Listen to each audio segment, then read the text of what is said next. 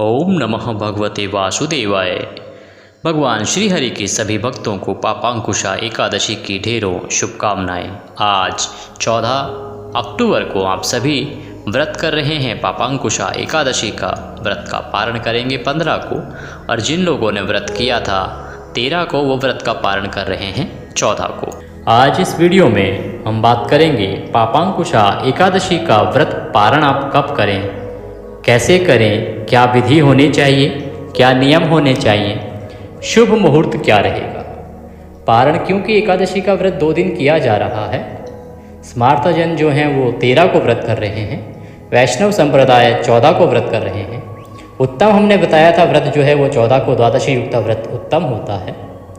आज के इस वीडियो में हम दोनों ही दिन के पारण की विधि बताएंगे, दोनों ही दिन के पारण के मुहूर्त बताएंगे कि आपको अगर 13 तारीख को व्रत कर रहे हैं तो 14 तारीख को पारण का समय क्या रहेगा, किस समय आप पारण करें, पारण की विधि क्या रहेगी, और अगर आप 14 तारीख को व्रत कर रहे हैं तो 15 तारीख को पारण के लिए क्या समय रहेगा, क्या विधि रहेगी, किस प्रकार से आपको पारण करना चाहिए और क्या शुभ मुहूर्त और समय रहेगा। ये संपूर्ण जानकारी आज के इस वीडियो में अगले कुछ मिनट में हम आपके साथ साझा करेंगे। कृपया वीडियो में अंत तक जुड़े रहें, क्योंकि पारण जो है वो किसी भी सनातनी के लिए जो एकादशी का व्रत व पूजन करता है उसके लिए महत्वपूर्ण होता है। एकादशी व्रत जो है ना, उसके नियम आप सभी जानते हैं, बड़े कठोर हैं। उसकी पूजा अर्चन और पारण नियम के अनुसार किया जाना बहुत आवश्यक होता है। अगर नियम के अनुसार ना किया जाए तो उसके दुष्परिणाम भी देखने को मिलते हैं। इसीलिए सही जानकारी के लिए आपका देवभूमि ज्योतिष संस्थान आपके लिए अपने देवभूमि धार्मिक चैनल पर लेके आया है पारण से संबंधित संपूर्ण जानकारी आरंभ करें उससे पहले एक निवेदन है कि कृपया वीडियो को लाइक करें, कमेंट बॉक्स में जय श्री हरि, ओम नमः भगवते वासुदेवाय या जय श्री हरि विष्णु लिखना ना भूलें। भगवान का नाम जब भी हमारे द्वारा लिखा जाता है उसका परिणाम शुभ ही होता है और हमारे लिए वह बहुत ही उत्तम होता है। जैसे हमारी माताएं बहनें एक कॉपी बना लेती हैं, उसमें भगवान का नाम लिखती हैं, उसी प्रकार से आप कृपया वीडियो को देखते हुए कमेंट बॉक्स में अवश्य लिखें ओम नमः भगवते वासुदेवाय, जय श्री हरि या जय श्री विष्णु। जितना नाम लिखा जाता है उतना अधिक फल आपको प्राप्त होता है। बात करते हैं पारण की। पापांकुशा एकादशी जो कि आश्विन मास के शुक्ल पक्ष की एकादशी होती है, इस एकादशी का नाम होता है पापांकुशा। पापांकुशा एकादशी का व्रत आप सभी कर रहे हैं 13 अक्टूबर को और 14 अक्टूबर को। दोनों ही दिन व्रत हैं। भिन्न भिन्न स्थानों पर लोगों ने जैसे उनको समझ आया या जैसे उनको ज्ञात हुआ उसी माध्यम से जान के और व्रत किया है। हमारे पास समाचार है कि बहुत सारे प्रांतों में एकादशी का व्रत जो है वो दशमी युक्ता अर्थात 13 को किया गया है, और बहुत सारे लोग, जहाँ तक हमारी जानकारी पहुँची थी, वो लोग जो है व्रत 14 को कर रहे हैं। व्रत करने में कोई दोष नहीं है, व्रत दोनों ही दिन ठीक है, परंतु एकादशी का जो द्वादशी युक्ता व्रत होता है ना, वो अधिक उत्तम होता है। जिस दिन एकादशी का हम व्रत कर रहे हों और उसी दिन द्वादशी भी अगर उसमें आ जाती है तो इसे कहते हैं द्वादशी युक्ता व्रत, और ये एकादशी व्रतों में श्रेष्ठ व्रत माना गया है। दशमी भेदा जो व्रत होता है, दशमी भेदा अर्थात सुबह दशमी थी और फिर एकादशी आ गई, उसे कहते हैं दशमी भेदा व्रत। दशमी भेदा जो व्रत होता है उसको उत्तम नहीं माना जाता है। इसीलिए हमारी सलाह थी कि आप जो भी व्रत करें एकादशी का, वो सभी व्रत करें 14 तारीख को, 14 अक्टूबर को। तो आपने 13 को व्रत किया है तो पारण 14 को कैसे करेंगे और क्या समय रहेगा, और 14 को अगर व्रत कर रहे हैं तो 15 को पारण कैसे करेंगे और व्रत का क्या नियम रहेगा।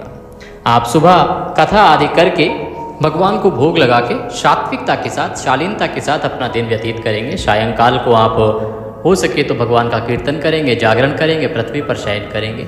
अगले दिन आपको सुबह सूर्योदय से पहले उठना होगा पारण के दिन, चाहे आप 14 को पारण कर रहे हैं ना तो भी, और अगर आप 15 को पारण कर रहे हैं 14 को व्रत करके तो भी आपको सूर्योदय से पहले उठना चाहिए। उठ के स्नान आदि करके सर्वप्रथम भगवान भास्कर को जल देंगे। भगवान भास्कर को जल देने के बाद आपका जो पूजा स्थल है ना, जहाँ पूजा करते हैं, जहाँ आपने पूजा की होगी एकादशी की, उस पूजा स्थल पे बैठ जाइए आसन लगा के और उसकी साफ़ सफाई कीजिए। उसके बाद आप एक लोटे में जल लीजिए, जल में थोड़ा सा गंगा जल मिला लीजिए। उसके बाद भगवान को आप सर्वप्रथम स्नान कराएंगे। स्नान कैसे कराते हैं, भगवान को छींटे दीजिए और उसके बाद साफ वस्त्र से भगवान को पोंछ दीजिए। अगर आपने गणेश जी को भी साथ में स्थापित किया है तो इसी प्रकार से गणेश जी को स्नान कराइए। पहुँच दीजिए साफ वस्त्र से। इसको शीतल स्वापी कहते हैं, जो वस्त्र होता है मंदिर में हम रखते हैं भगवान के साथ। पहुँचने के बाद भगवान को तिलक लगाइए, फूलों की माला पहनाइए, पुष्प अर्पित कीजिए। घी का दिया अगर आपने 24 घंटे के हिसाब से जलाया था अखंड 2 दिन के लिए तो उत्तम है, अगर नहीं जलाया था तो घी का दिया जलाइए, जोत जगाइए और धूप दिखाइए।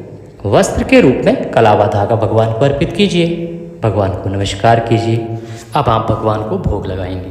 पारण वाले दिन आपको भगवान को पीले चावल का भोग लगाना चाहिए।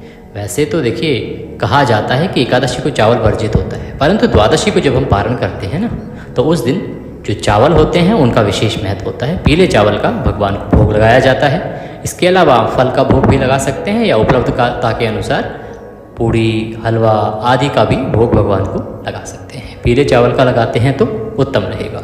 इस दिन आपको भगवान को एक पान का बीड़ा अर्पित करना चाहिए। बीड़ा कैसे? एक पान का पत्ता लें, 2 लौंग उसमें रखें, 2 इलायची उसमें रखें, 1 सुपारी उसमें रखें। उसको लौंग से बीड़ा बना के बंद कर दें। ओम नमः भगवते वासुदेवाय मंत्र का 5 बार जाप करें और ये भगवान श्री हरि को अर्पित कर दें।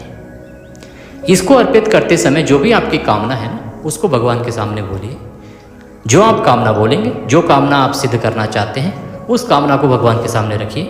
अवश्य ही ईश्वर आपकी उस कामना को शीघ्रता से पूर्ण करेंगे। ये इस पान के बीड़े का अचूक उपाय है जो आपको इस पापांकुशा एकादशी पर करना ही चाहिए। भोग की जब थाली लगाएंगे तो उसमें तुलसी का पत्ता अवश्य रखें। तुलसी का पत्ता अर्थात तुलसी दल अवश्य रखें और तुलसी दल जो है वो हमेशा भगवान के सामने थाली रखने के बाद ही उसमें रखना चाहिए। भगवान से भोग का निवेदन करें, भगवान को भोग लगा के जलार्पण कराएं। बाकी जो प्रसाद है उसमें इस प्रसाद को मिला दें। इसके बाद एक महत्वपूर्ण पड़ाव आता है इस पूजा का, वो होता है आपको पुष्पांजलि अर्पित करनी है। जब भी हम कोई पूजा करते हैं तो उसका जो अंतिम पड़ाव होता है वो पुष्पांजलि होती है। पुष्पांजलि के बिना हमारा कोई भी जो व्रत पूजन कुछ भी हम कर रहे हैं ना भगवान का, वो सफल नहीं माना जाता है। आपको पुष्पांजलि अवश्य ही करनी ही चाहिए किसी भी पूजा के अंत में। हाथ में पुष्प ले लीजिए, भगवान से निवेदन कीजिए। आवाहनम न जानामि न जानामि विसर्जनम, पूजम चैवम न जानामि क्षम्यताम परमेश्वर। हे प्रभु, आपका ना हम आवाहन जानते हैं, ना पूजन जानते हैं, ना विसर्जन जानते हैं। हम अज्ञानी जीव हैं। जैसी बन पड़ी वैसी सेवा आपके चरणों की है। इसमें जाने अनजाने में हमसे कोई गलती, कोई त्रुटि, कोई भूल हमसे हुई हो तो उसे क्षमा करें, क्योंकि आप दया सिंधु हैं और हम आपके दर के भिखारी हैं।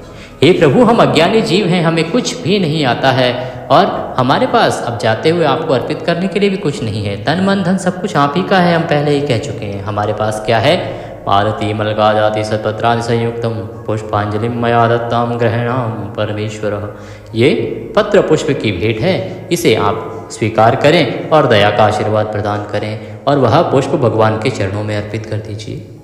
अर्पित करने के बाद भगवान को नमस्कार कीजिए। ये आपका पूजन आज का समाप्त हुआ। अब आपको किसी ब्राह्मण को भोजन कराना चाहिए। ब्राह्मण को भोजन करा के दान दक्षिणा आदि देके उसको विदा करें। उसके बाद व्रत का पारण करें। ब्राह्मण अगर उपलब्ध नहीं है, भोजन नहीं करा सकते हैं, तो कोई दूध का पैकेट, केले आदि ले लें या बिस्किट आदि ले लें, उस पर दक्षिणा रखें और वह किसी ब्राह्मण को दान दीजिए या मंदिर में दान दे आइए। दान हमेशा योग्य ब्राह्मण को ही दिया जाना चाहिए, तभी वह दान फलीभूत होता है और तभी उसका पुण्य आपको मिलता है। कि आप वो जो दान है, जो योग्य ब्राह्मण होता है, कर्मकांडी ब्राह्मण है, जो कर्म करता है इस चीज़ का, उसी को आपको देना चाहिए। ज्ञानी ब्राह्मण को ही दिया जाना चाहिए। जिसके पास कुछ आपको देने के लिए है ही नहीं, उसको आप दान देके क्या लेंगे? देखिए, जब आप किसी ब्राह्मण को दान देते हैं ना तो उसके द्वारा किया गया पुण्य फल आपको मिलता है। पर अगर आप किसी ऐसे व्यक्ति को दान दे रहे हैं जिसने कभी कोई पुण्य काम किया ही नहीं है, तो आपको आशीर्वाद स्वरूप कुछ मिलेगा नहीं। इसीलिए कहा जाता है कि दान हमेशा योग्य ब्राह्मण को देना चाहिए, जो कि अपने कर्मकांड करता है, भगवान की पूजा करता है, भगवान का अर्चन करता है, जिससे कि आपको फल प्राप्त हो। अगर आपके पास ऐसा कोई उपलब्ध ना हो तो आप हमारे नंबर्स पर भेज सकते हैं। हमारे नंबर पर भी आपका दान स्वीकार किया जाता है। हमारे पेटीएम, यूपीआई किसी भी माध्यम से आप दान दक्षिणा आदि ब्राह्मण के निमित्त जो भी आप देना चाहते हैं वो भेज सकते हैं। और उसके बाद आपको व्रत का पारण करना चाहिए। पारण के लिए आप बैठ जाएं। पारण करते समय आपको बोलना है ओम नमः भगवते वासुदेवाय, ये मंत्र है। इसको आप 5 बार जपिए और उसके बाद व्रत का पारण कीजिए। बात आती है कि पारण करना कब है। देखिए, पारण के कुछ बेसिक मूल्य होते हैं, मूल सिद्धांत होते हैं। वो क्या है? पारण हमेशा द्वादशी तिथि में किया जाता है, पहला एक। दूसरा, पारण सूर्योदय के बाद किया जाता है। और तीसरा, द्वादशी तिथि के पहले 5.5 घंटे में पारण नहीं किया जाता है, क्योंकि वो हरिवासर का समय होता है। इन नियमों के आधार पर ही पारण जो है निर्धारित होता है। उसके बाद हम देखते हैं कि शुभ समय क्या है। तो आप इन 3 चीज़ों का हमेशा ध्यान रखें। शुभ समय अगर हम भूल भी जाएं तो भी इन 3 चीज़ों का तो आपको उल्लंघन नहीं करना चाहिए। तो इन नियमों को ध्यान में रखते हुए अगर आप 13 को व्रत कर रहे हैं तो 14 को पारण करेंगे और शुभ समय रहेगा 14 तारीख को पारण के लिए दोपहर को 1:15 से और 3:30। वहीं अगर आप 14 तारीख को व्रत करते हैं तो पारण करेंगे 15 को, और 15 को शुभ समय रहेगा सूर्योदय के साथ ही आरंभ हो रहा है और 8:30 तक। इस समय में आप पारण कीजिए। भगवान श्रीहरि अवश्य ही आपकी कामनाएं पूरी करेंगे। कृपया वीडियो को लाइक अवश्य करें और चैनल पर नए हैं, सही जानकारी प्राप्त करते रहना चाहते हैं तो अभी सब्सक्राइब करें देवभूमि ज्योतिष संस्थान का चैनल देवभूमि धार्मिक। जय श्री